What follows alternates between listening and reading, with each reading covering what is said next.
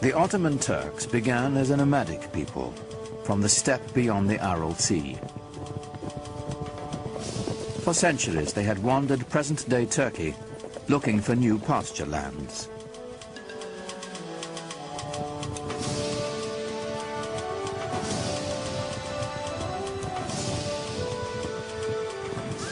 Muslim sultans had enlisted them as mercenaries to fight off the Mongol hordes. But in the upheaval following the Mongol invasion, the Turks began to stake out their own territorial claims. From their ranks emerged a warlord of legendary ambition. His name was Osman Bey. It's said that Osman had a miraculous dream of a magical tree whose many branches foretold his siring a powerful lineage. One wonders how much of it is truth, how much of it is legend. It makes a lovely story. And miracles are always more easy to digest than reality. I don't think he realized that he was setting up such a fantastic dynasty, a dynasty that was to rule the crucial link between three continents. The followers of Osman became known as Ottomans. They considered themselves warriors for the faith, or Ghazis, whose destiny was to bring Islam to the world. Ghazis were somewhat like freelancers who moved the empire forward either for ideology, theology, or for the sake of pure conquest. They were probably very brave, never thought about themselves or any harm that could come to the group by going into dangerous conditions. But it made the Ottoman Empire almost fearless, going into regions that nobody had been there before. For the early Ottomans, the direction of expansion would always be to the west, for good reason. They could not expand to the east or to the south because those were controlled by their brothers, the Turkoman emirs, the Muslims, and a Muslim should not be fighting against a Muslim, so they said at the time. So the only place he could expand was towards the Christian territories westward. Osman's warriors moved to the north and west across the Anatolian plateau, into territory controlled by the traditional Christian power in the area, the aging Byzantine Empire. By Osman's time, the 1,000-year-old Byzantine Empire was reaching the end of its age, dwindling to an isolated stronghold in Eurasia.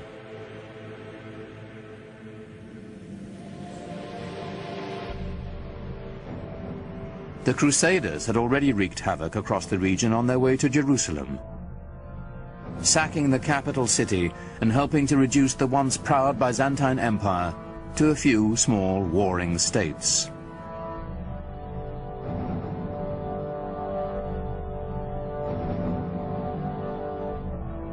The Ottomans quickly overran these splintered Byzantine factions, uniting northwestern Anatolia into a single domain.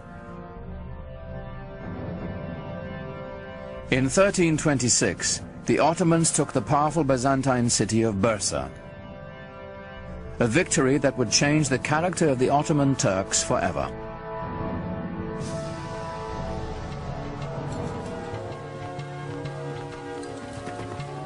The most important part of Bursa was that it enabled Osman and his descendants to establish a seat of the government. The restless nomads of the steppe would settle down to build an empire. What we're witnessing is this huge demographic event. The movement of a whole civilization from a nomadic way of life to a settled way of life.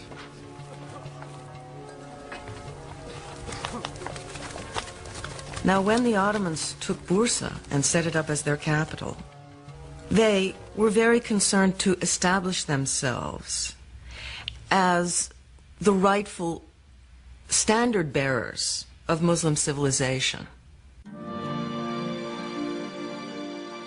Civilization meant organization, and the Ottomans set out to manage the vast regions they now controlled. Leaving the Byzantine clerks in place, they began to organize the new empire.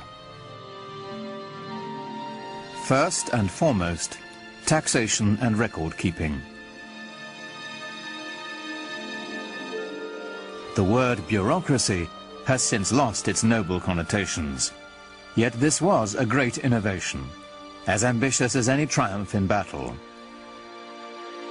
The Ottomans are known for including and synthesizing the cultural elements through the lands that they passed.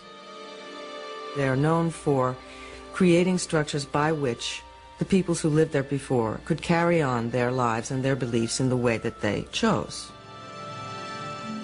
In fact, the Ottomans had fewer conflicts with their Christian subjects than those of their own faith.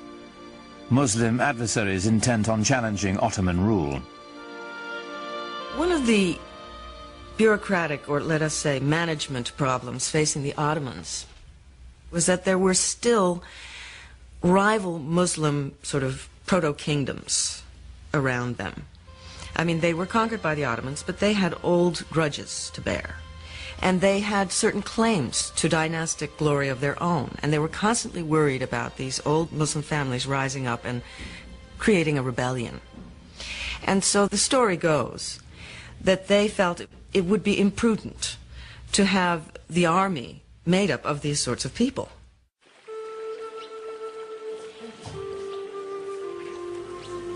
And so they wanted to recruit children who were not connected with any rival Muslim family. And so they went into the Balkans and they recruited primarily Christian children. This practice was called devshirme.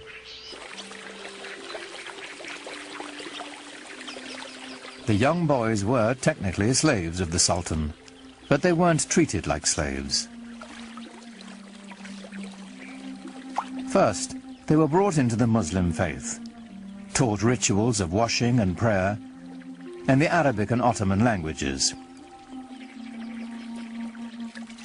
This served a political as well as a religious purpose. Through the devshirme system, the Ottomans could create a caste without any conflicting loyalties to tribe or family. The children had such great future that a lot of the times Turks or even Muslims pretended that their children were Christian-born and would register them with the devshirme officials. The system was so beautiful in that they only had one allegiance, to the Sultan. No family, no region, no other ties. These children were then given the best possible education available in the world, perhaps, at the time. And they were then able to move into the highest positions of power in the empire. Those who were brainy went to the palace schools and graduated into different levels of viziers and governors. They even became grand viziers. Those who were brawny went to the Janissary Corps. The Janissaries were the Sultan's elite infantry. It was an army that would set the standard for centuries to come. They were the strongest, trained as military machines, no fear of dying, totally fearless, and their only love was to serve the Sultan. They were trained with all the precision and discipline, pomp and circumstance of a modern army. For the first time, an army wore uniforms and went into battle to the accompaniment of a military band. The Janissaries were the most feared troops in the Western world, a force that was worthy of this new Islamic empire and its restless visions of conquest.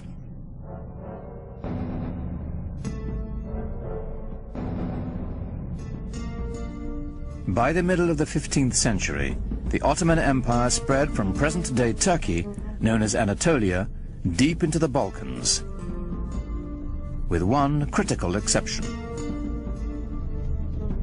It must have galled the Ottoman Sultan that with his domains now stretching all the way into Asia and far, far into Europe in the west, there remained right in the center of his domains the greatest prize of all, the capital city of Constantinople, the most powerful, the richest, the most magnetic city in the entire world, still in the hands of the dying but not yet dead Byzantine Empire. To the Ottomans, Constantinople's strategic and economic importance was considerable. Its symbolic significance was even greater. It was the city. There was no other city. If you were going to rule that area, obviously you would rule it from that city.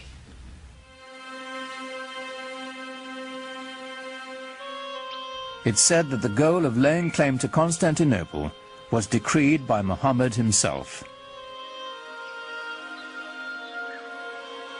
Every Ottoman ruler since Osman had wanted to seize the city, but it had always remained firmly in Christian hands.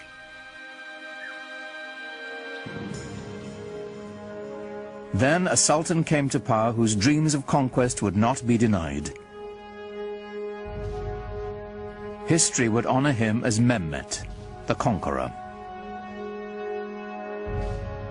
When he assumed the sultanate, he was only 12 years old. But he was already well versed in Ottoman politics. To remove any threat of competition for power, he had his half-brother strangled. The empire always meant everything, more so than the family. In order to stop the empire from splitting, as had happened to other Turkish dynasties ruling the Islamic world, when a young man became sultan upon the death of his father, all the other brothers had to be eliminated. This prevented segmentation of the empire. It may have been cruel, but it worked for the Ottomans. When on the death of his father he finally then took over, it meant an enormous change in the policy and direction of the Ottoman Empire, in the direction of a much greater energy. Mehmet immediately set his sights on the one prize as grand as his ambitions. Mehmet had to conquer Constantinople. There was no other choice. Constantinople was sitting like a perfect gem or a perfect fruit waiting to be picked. By the middle of the 15th century, the city was a shadow of its former self. The population had plummeted from 400,000 to a mere 50,000. But a besieging army would still be at a tremendous disadvantage. Constantinople was surrounded on 3 sides by water and massively fortified.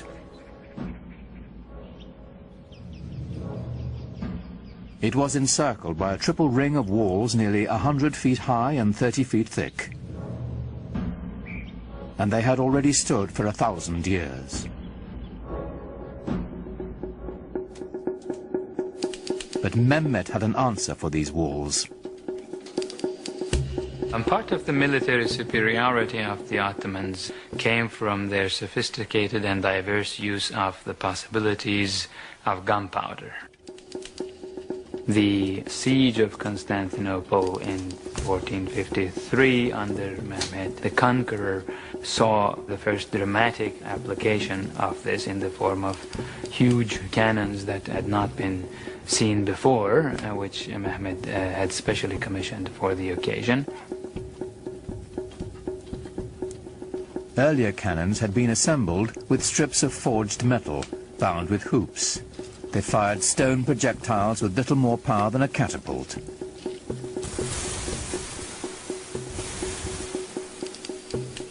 A new breed of cannons could be cast of solid bronze and packed with enough gunpowder to propel metal cannonballs with staggering force.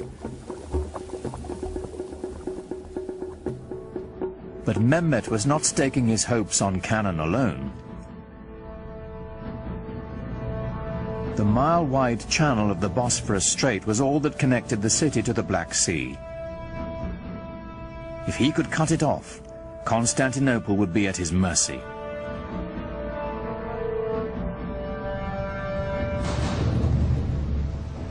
Mehmet needed to construct a strategically positioned fortress to close the strait. He built it right in the shadow of the great city walls.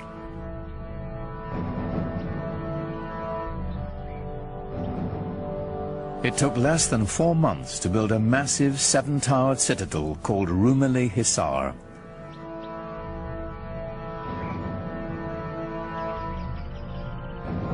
Mehmet himself is said to have carried stones during its construction.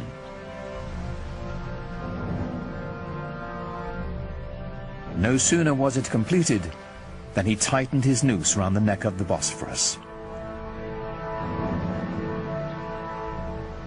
The first ship to defy his orders to stop was sunk, its crew decapitated and its captain impaled on the castle walls.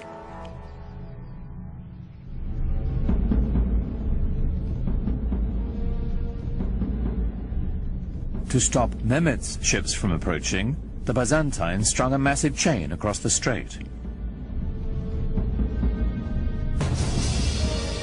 On April 22nd, 1453, the besieged city watched in horror as Mehmet's troops hoisted 70 of his ships ashore, sliding them over land on greased planks past the barrier chain.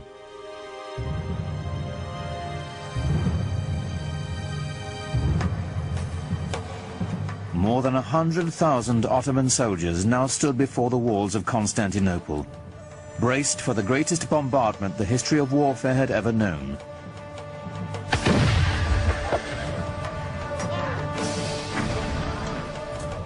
Under relentless fire, the city's 7,000 Christian defenders held out for nearly a month. In desperation, the Byzantines who occupied the city appealed to their fellow Christians across the continent for help. But of course, Europe in the 15th century was completely incapable of mounting any kind of a concerted opposition to the rising Turkish threat in the east.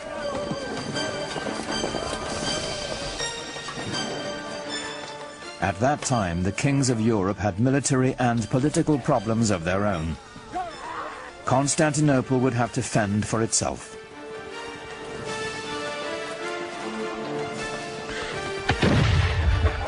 Shortly before dawn on May 29, 1453, the Turkish army breached the walls of the city. Within hours, Constantinople was in the hands of the Ottomans. Mehmet rode into the city and went straight to its most celebrated prize, the magnificent church of Hagia Sophia. Built by the Emperor Justinian in the 6th century, its name meant the Church of Holy Wisdom. It was the largest enclosed space in the world. Surely other groups of Muslims and the Ottomans themselves had come across many, many churches. They had seen churches before. But they had never seen anything, nobody had ever seen anything like Hagia Sophia.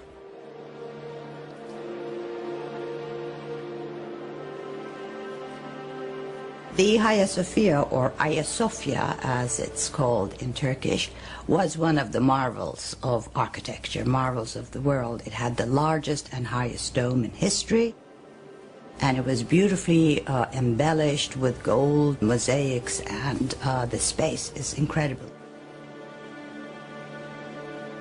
For Mehmet, it was a great booty. Inside the church, a Turkish voice rose, proclaiming in Arabic the first pillar of Islam. There is no God but God. Muhammad is his messenger.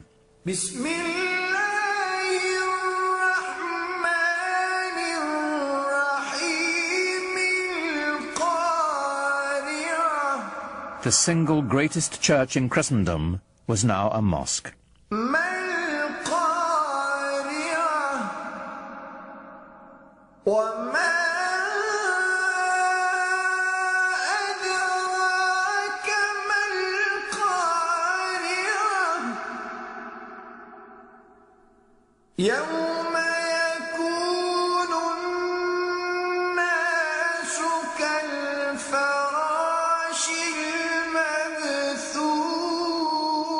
The Hagia Sophia became the inspiration for all Ottoman domed mosques to come. But none would ever match its size and scope, and it belonged to Mehmet the Conqueror.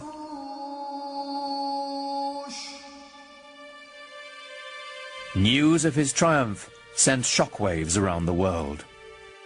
For Europeans, it was a concomitant disaster. Constantinople was, after all, the new Rome. It was Constantine's capital city. It was the symbol of Christian dominance in the East.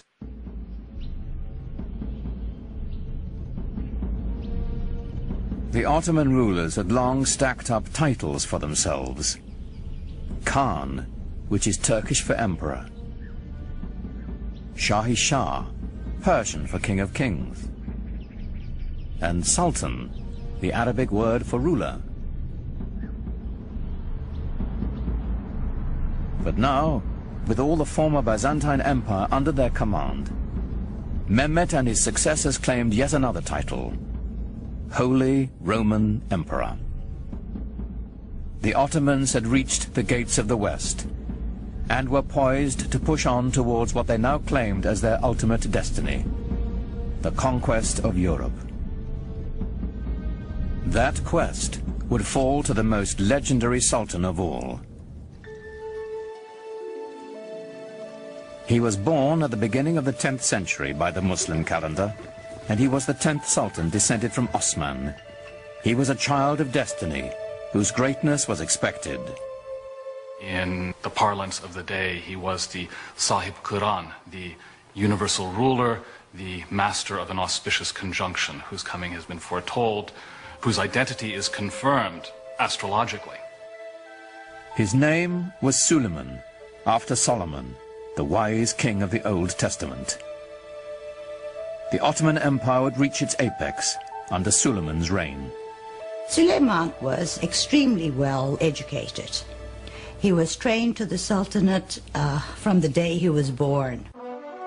As a young prince, he formed a relationship that would have a tremendous impact on his life and on the empire as well. And when he was still a crown prince, he also developed a great friendship with a convert, a Greek convert who took the name Ibrahim. The two were very close in age and apparently very close in other ways, personally, intellectually, educated together to a certain extent. And as was common practice, when Suleiman acceded to the throne on the death of his father, he took his faithful Ibrahim with him to Istanbul. Suleiman was 26 when he took the throne, determined to make his mark on the world, as soon as his ministers would let him. In his early years, Suleiman had to contend, for example, with grand viziers and generals who simply refused to obey him, feeling apparently that here was a 26-year-old kid who had never seen very much in the way of action and hadn't done very much to show that people ought to, in fact, obey him. The way to prove his mettle was on the battlefield. Every new sultan was expected to begin his reign by expanding the empire. Ottomans now controlled Kurdistan, Egypt, and the holiest cities of Islam, Mecca and Medina. Suleiman set his sights on Belgrade in Hungary, the stepping stone to Europe. He was the head of the Ottoman dynasty, and he had certain duties to perform. One was conquest, and the first task Suleiman took upon himself a year after he ascended the Ottoman throne was to head towards Belgrade and capture it. Belgrade was very important strategically because it was from there the army could move further on west. A year later, he turned his ambitions on the island of Rhodes. The tiny island was a troublesome outpost of Christianity in an otherwise Ottoman sea. It was also a haven for pirates preying on Muslim trade ships.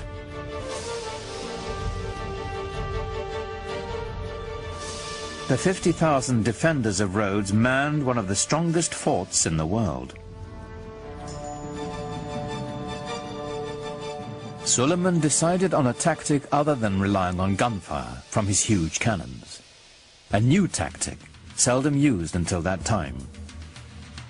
The Ottomans are the first major force to actually develop new ways of harnessing gunpowder to the cause of military expansion in creative ways. Ottoman sappers dug out a series of 50 tunnels near the base of the fort so they could mine its foundations.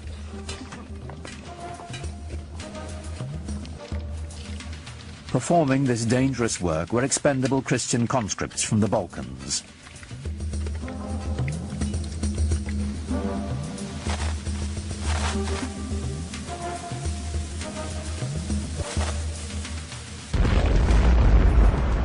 The resulting explosion signaled a furious 6-hour Ottoman assault.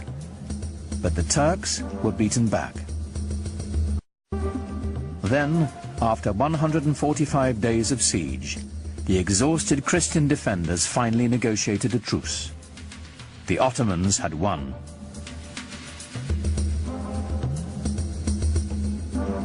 Victory did more than deliver Rhodes to the empire. Suleiman was now a sultan to be taken seriously.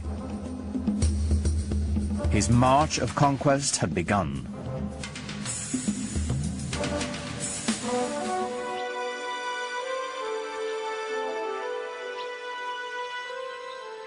Europe grew to fear the name of Suleiman.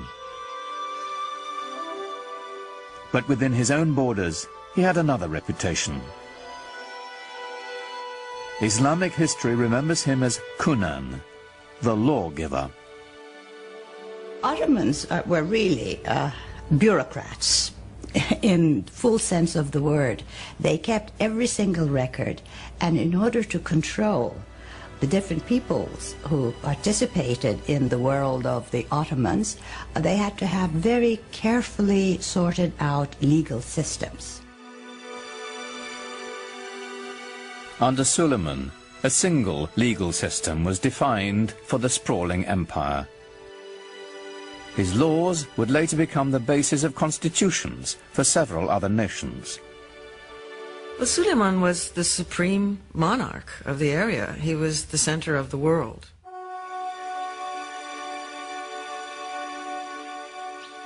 He inaugurated a classical age in Ottoman architecture, commissioning some of the most spectacular buildings the world has ever seen.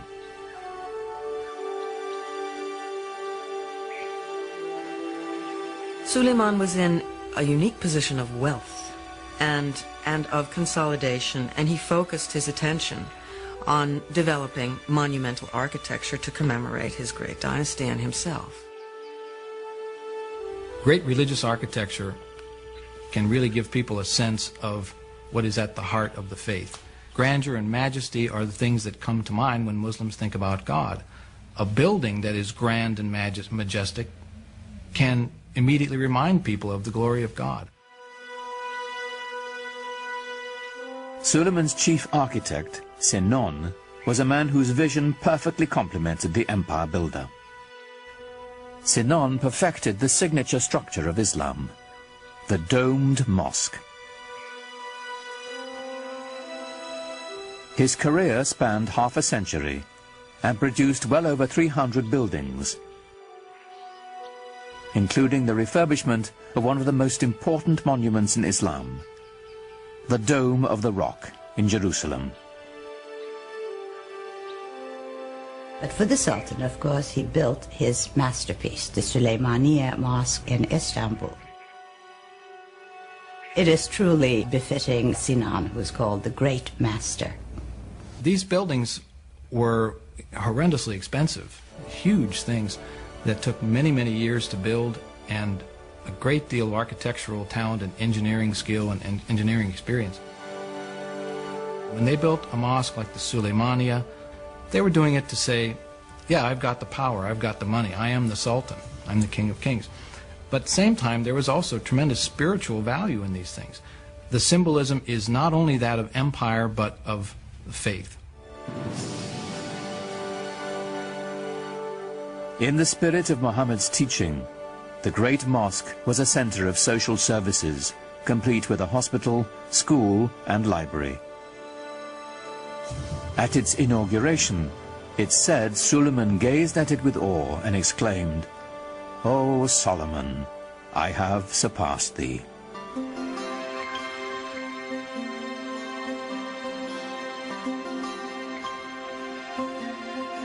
No less impressive was Suleiman's palace. Topkapi was both the seat of government and his private dwelling. Suleiman was also a great patron of the arts. And since the empire was very rich, the best artisans were there. So everything started flourishing. The architecture or the arts of his period show the first golden age of the Ottoman world.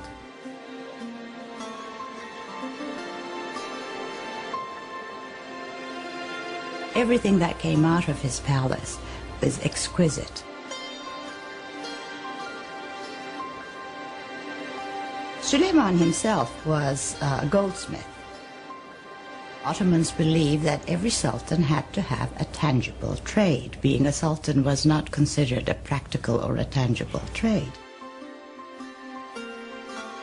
And he was a very demanding patron, insisted on checking the work, even commissioned few things. And I think each artisan group or each corps working for the palace tried to outdo one another to please the sultan, because to please him had wonderful rewards.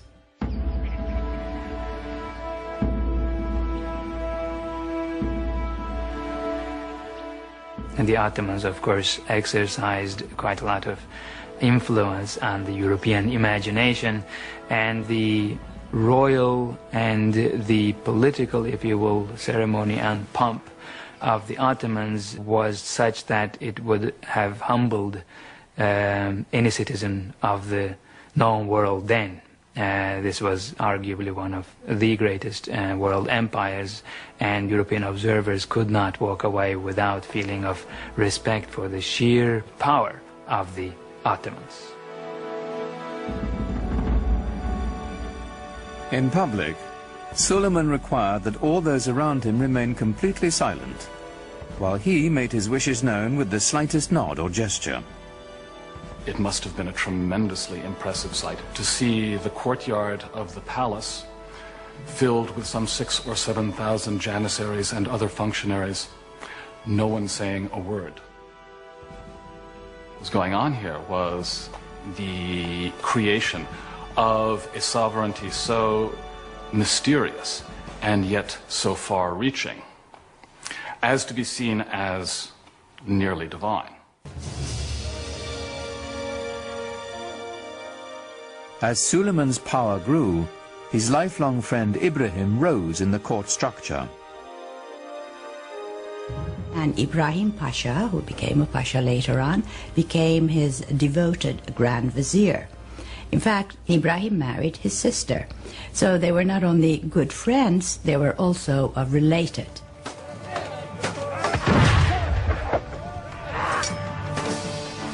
Ibrahim campaigned with his own army, growing in influence and ambition, till his power was second only to Suleiman's.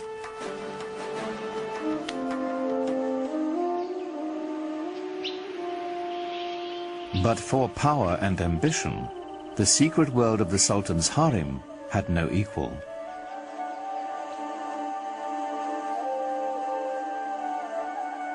Contrary to the Western stereotype, it was not the Sultan's playpen, but lay at the center of dynastic power. The harem was the private quarters of the Sultan. We tend to think of the harem as where the women live, but what it means is the place where you're not on display. Home is what it means. Islam allowed the Sultan 4 wives and many concubines. It was a system designed to produce heirs, is what it was. when you look into the actual details of how these things were carried out, it was hardly anything terribly erotic. I mean, the Sultan did not have much choice in his selection of female companions. The Sultan was not in a position to look around and say, I want her, you know, because his mother would have a lot to say about it.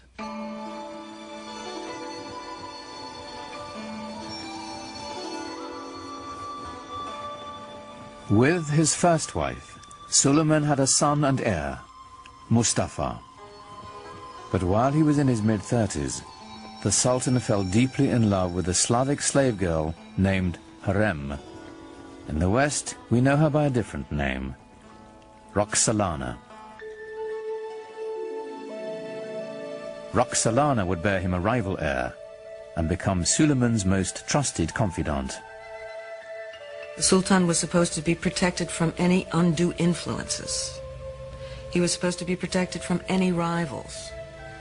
And in a way, this creates a vacuum around his person into which the harem life can enter. And so the fact that he was so protected works in a funny way to expose him to the influence of his female companions with whom he spent so much time. And there were tremendously intelligent and ambitious women around him, Roxolana being the most famous of all. Suleiman is a complex character.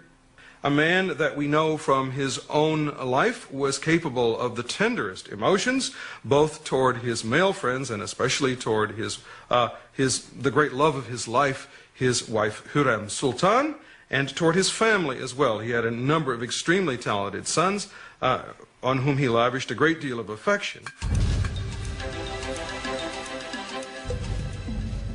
Suleiman groomed his firstborn son Mustafa for power. In the Ottoman tradition, the young prince entered the military and quickly won recognition as a talented general. Mustafa was clearly the heir apparent. For Suleiman, the future of his empire seemed limitless. I am God's slave and sultan of this world, Suleiman would carve on a conquered fortress. I am Suleiman, in whose name the Friday sermon is read in Mecca and Medina. In Baghdad I am the Shah. In the Byzantine realms I am the Caesar. And in Egypt, the Sultan. He, of course, at the height of his powers, clearly saw himself as dwarfing all his rivals. Perhaps rightly so. One of Suleiman's greatest rivals was to the east, the empire of the Persian Safavids. This was a Muslim enemy whose rival creed made them fierce antagonists of the Ottomans for centuries. The Safavids were also Turkic in their ethnic origins, and indeed spoke Turkish as a language of daily life. But they were moving into the Muslim world, unlike the Ottomans who were moving into the West. So for the Ottoman Empire, they formed sort of the boundaries, the easternmost boundaries of the Ottoman realm.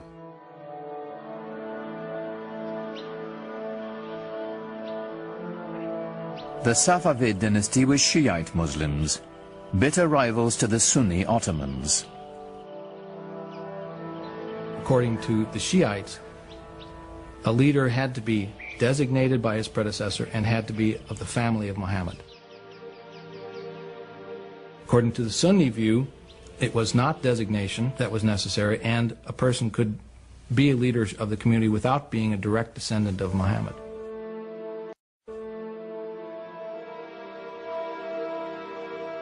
This challenge to legitimacy is the basis of the Shiite-Sunni split, a bitter division that still separates the Muslim world to this day.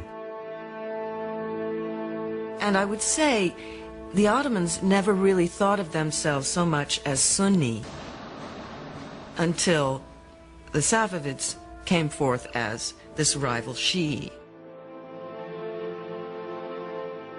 So the Safavids developed a rival ideology to the Ottomans, which then became an occasion for war over, of course, what wars are usually fought over. Wars are fought over land, over wealth, over territory, over prestige. And the Safavids waged a war of ideology in eastern Anatolia, which was always, for the Ottomans, the most worrisome part. The terrain is difficult to conquer, difficult to control. The Safavid military was formidable, but there were cultural rivals to the Ottomans as well. They were great patrons of the arts. I think we know them more for their artistic patronage than of their great conquests and laws and systems and administration. When you look at Isfahan, it is the most beautiful city in the world, and that is the Safavid city, it's the Safavid capital. But it doesn't give you the same sense of power that the Ottoman Empire had, or the Ottoman capital had.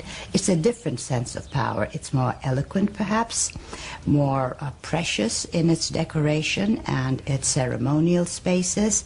It's a totally different aspect of Islam. Safavi art and architecture is on a finer scale. It's known for its filigree. It's known for its intricate brushwork, you know, rather than for its stunning scale. In the soaring palaces of the Safavid Shahs, murderous intrigues against Suleiman and his dynasty were hatched that would reach into his very household.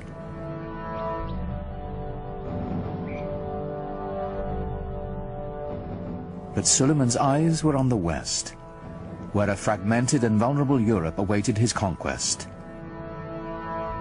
The Ottoman Empire encompassed everything from Egypt to Kurdistan, and he now had Hungary as well. But he had ambitions of going beyond that and actually bringing the larger portions of the world known to him, if not all of it, under his control. Suleiman's next step would be Vienna. Its conquest would drive a dagger into the heart of the European Habsburg Empire and open the way to the west. But as the heavily armed Ottomans set out for Vienna, the weather turned against them. The heavy cannon that had swept the Ottomans to victory after victory bogged down in the mud.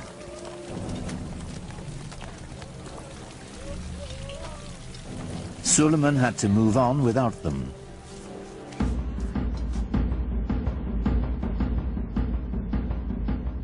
With only light artillery, the Ottomans relentlessly shelled the city. But the smallest breach was ferociously defended. After a lengthy siege, with winter fast approaching, Suleiman withdrew his forces. He was not concerned. He was sure he would return soon enough. He never did. Suleiman's failure to take Vienna was pivotal for Europe. It was the first major defeat after a long time. The Europeans had been losing and losing and losing. And this was the dawn of a new day for Europe. But Suleiman had little to fear from Europe. Rival Muslim Safavids and his own family would bring the cruelest of sorrows to the Sultan, and ultimately to his empire as well. Suleiman, in some ways, serves as a sort of epitome of the 16th century idea of the wise and just ruler who was at the same time a very tragic figure.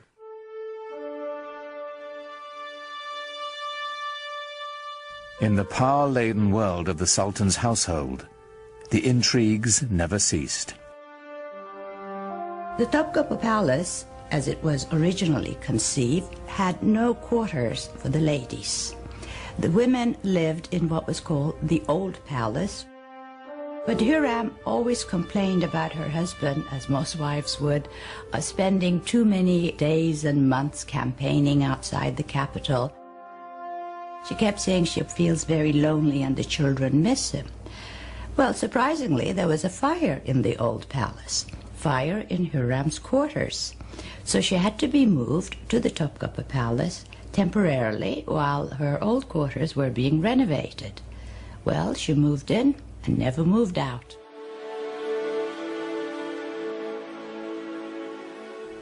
Now Hurrem was at the center of power, promoting her own son as heir apparent and immersing herself in a web of deadly gossip and suspicion. She was incredibly devoted to her husband, and any threat to Suleiman was a threat to her, and she had to get rid of it. The first threat came from Ibrahim Pasha, who assumed titles that were only given to sultans. So Hiram knew something was going to happen eventually, and to protect the empire and the dynasty, Ibrahim Pasha had to go. On March 15th, 1536, Suleiman and Ibrahim Pasha dined together, as was their custom. In the morning, Ibrahim's body was found strangled.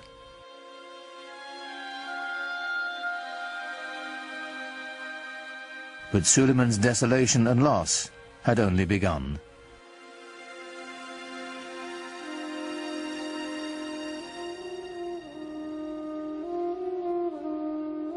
A few years after Ibrahim's death, Hurrem claimed to have uncovered a plot to overthrow Suleiman, devised with Safavid help by his beloved firstborn son and heir, Mustafa. This is a continuous problem in Ottoman history, sons trying to eventually replace their father. This happens in monarchies. Succession could become a problem, and it was an acute problem, and Suleiman had his share of it and perhaps did not always play his hands right. Without hesitation, Suleiman ordered Mustafa's execution, then sat by the young man's body for days, refusing to allow anyone to touch him. The best hope for the empire's future was dead.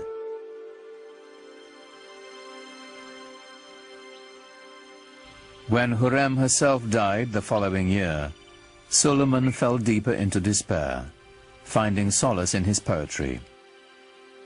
Most of the poetry, I think, was written after he lost his wife, since he talks about the loneliness of being in office, that he has nobody left anymore, and he's dying to join her. Even if your reign on the imperial throne seems everlasting, don't be taken in. One day a hostile wind will blow and bring to your land of beauty heaven's misfortune and deepest suffering. In all his loneliness, there was only one refuge for the Sultan whose power, like his sorrow, seemed limitless.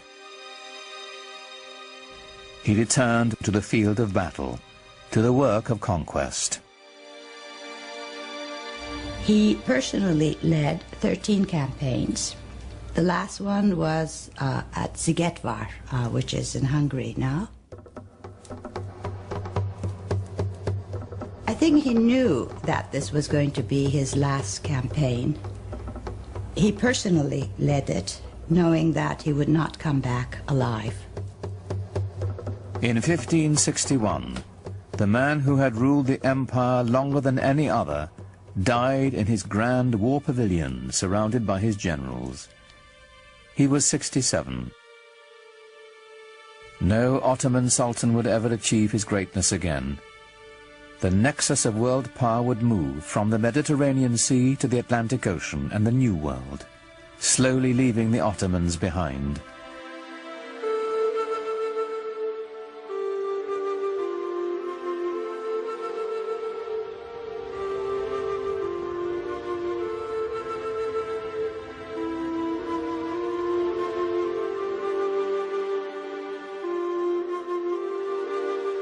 In Istanbul today, the Sufi dervishes still turn with the same prayerful pirouettes they danced in Suleiman's day.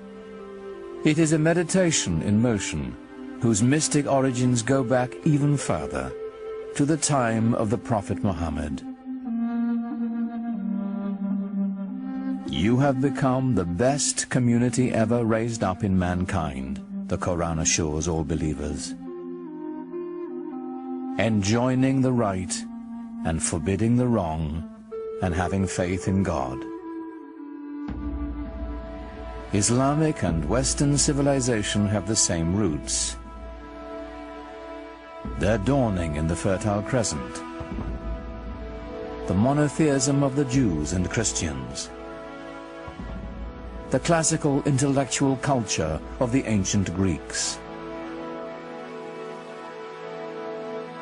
The two traditions are kindred spirits, alike, yet very different. Islam's legacy is intertwined with the West's, and to the billions of Muslims who make it the second largest religion in the world, it is a living legacy. An elemental part of the great human venture that is world civilization.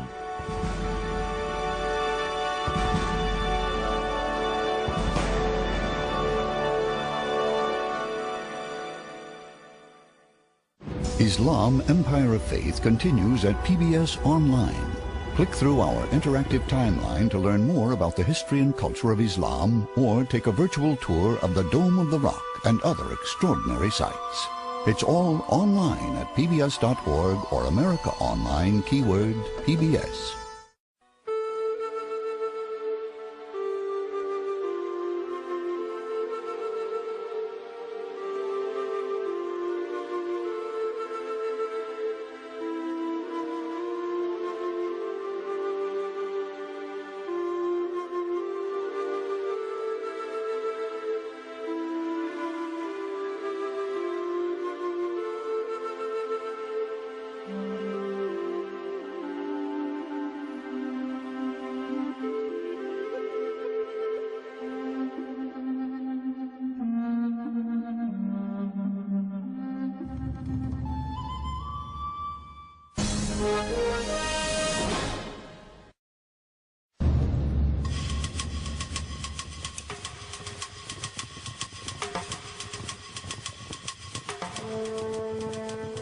The Ottoman Turks began as a nomadic people from the steppe beyond the Aral Sea.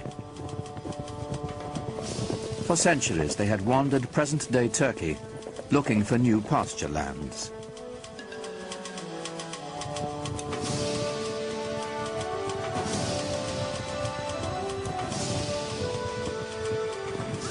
Muslim sultans had enlisted them as mercenaries to fight off the Mongol hordes. But in the upheaval following the Mongol invasion, the Turks began to stake out their own territorial claims. From their ranks emerged a warlord of legendary ambition. His name was Osman Bey. It's said that Osman had a miraculous dream of a magical tree whose many branches foretold his siring a powerful lineage. One wonders how much of it is truth, how much of it is legend. It makes a lovely story. And miracles are always more easy to digest than reality. And was towards the Christian territories westward. Osman's warriors moved to the north and west across the Anatolian plateau, into territory controlled by the traditional Christian power in the area, the aging Byzantine Empire. By Osman's time, the 1,000-year-old Byzantine Empire was reaching the end of its age, dwindling to an isolated stronghold in Eurasia.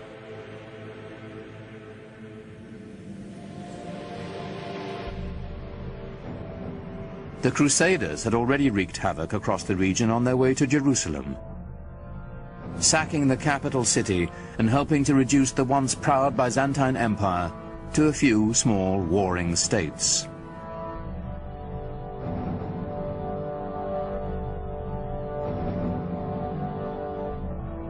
The Ottomans quickly overran these splintered Byzantine factions, uniting northwestern Anatolia into a single domain.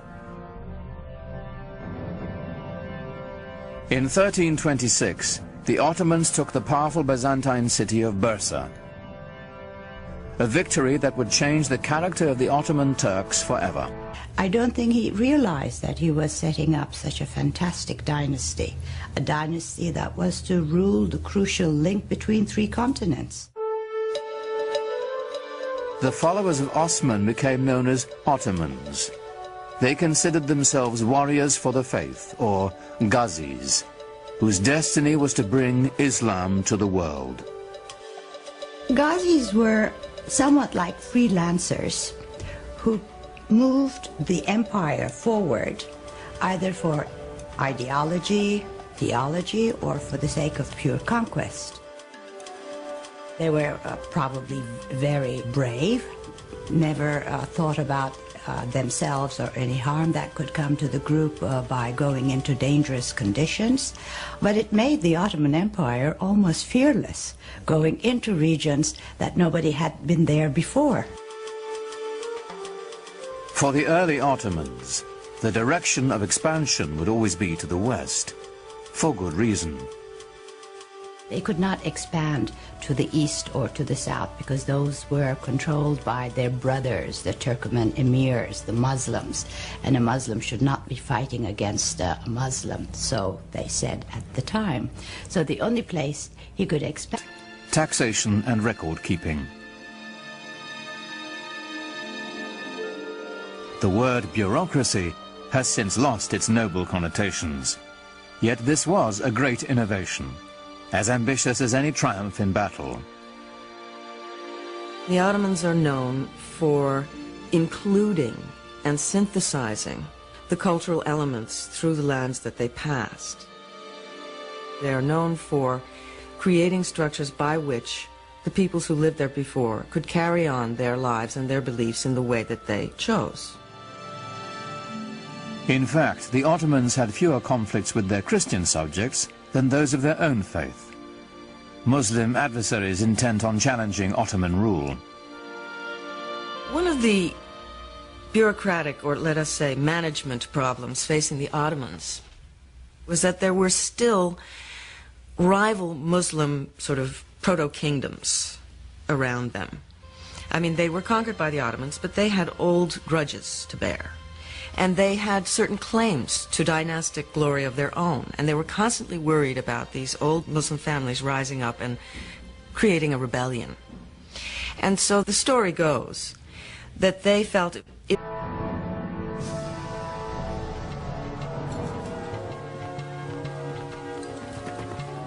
The most important part of Bursa was that it enabled Osman and his descendants to establish a seat of the government. The restless nomads of the steppe would settle down to build an empire. What we're witnessing is this huge demographic event. The movement of a whole civilization from a nomadic way of life to a settled way of life.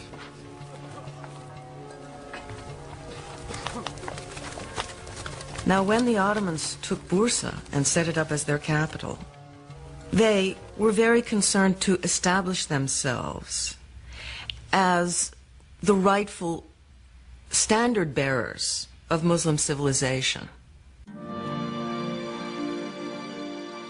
Civilization meant organization, and the Ottomans set out to manage the vast regions they now controlled.